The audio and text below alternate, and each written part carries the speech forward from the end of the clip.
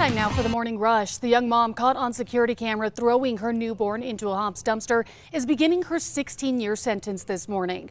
19-year-old Alexis Avila was found guilty of child abuse resulting in great bodily harm and attempted first-degree murder. The judge ultimately sentenced Avila to 16 years in prison and 2 years of parole. A man already awaiting trial for allegedly shooting at officers is now facing a new charge. That's for allegedly fighting another inmate. Police say that Ruben de la O fired 3 shots at the officer, then fired more during a high-speed chase. He is now charged with aggravated battery for beating up a fellow inmate over a tamale. Erica. And here's a look at our school day forecast. It is a milder morning out there, just needing a sweater or light jacket. By the afternoon, we will be warm, but with a chance for rain. A judge has now decided to keep the man accused of impersonating a Bernalillo County Sheriff's deputy on a dating app to be remained behind bars until trial. Rico Dukes was arrested earlier this month after BCSO learned that he was impersonating a deputy on Tinder.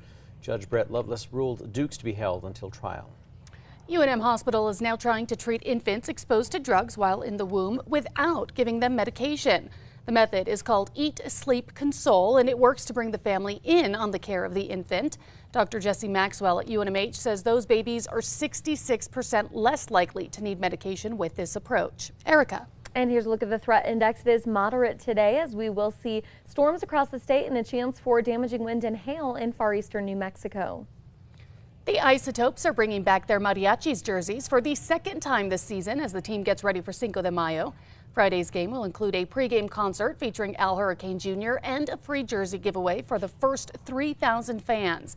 The game will wrap up with what officials call a firework extravaganza. The Biden administration is now continuing its call on Congress to raise America's debt ceiling.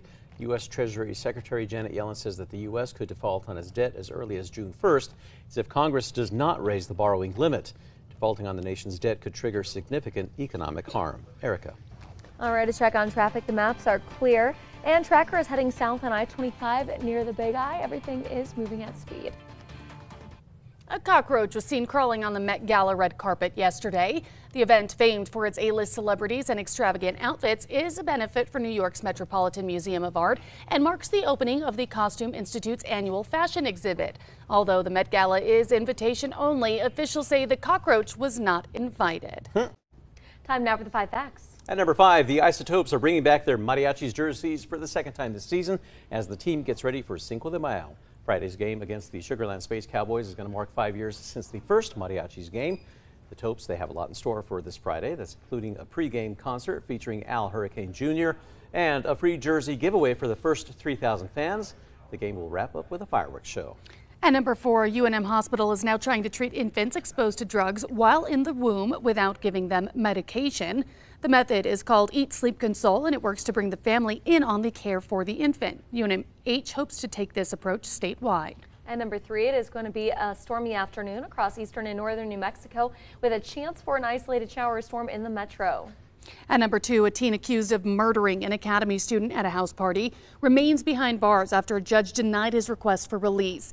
Jado Gonzalez was killed at a West Side party last December when police say Jesse Parra, along with Isaiah Espinosa and Cruz Medina, were about to leave in Parra's car when shots were fired into the home, fatally hitting Gonzalez. The state argued Parra is a danger, and a judge ordered him and his family to not have any form of contact with the family of Jado Gonzalez. And at number 1, a man already awaiting trial for allegedly shooting at officers is facing a new charge this morning. It's for allegedly fighting another inmate over a tamale.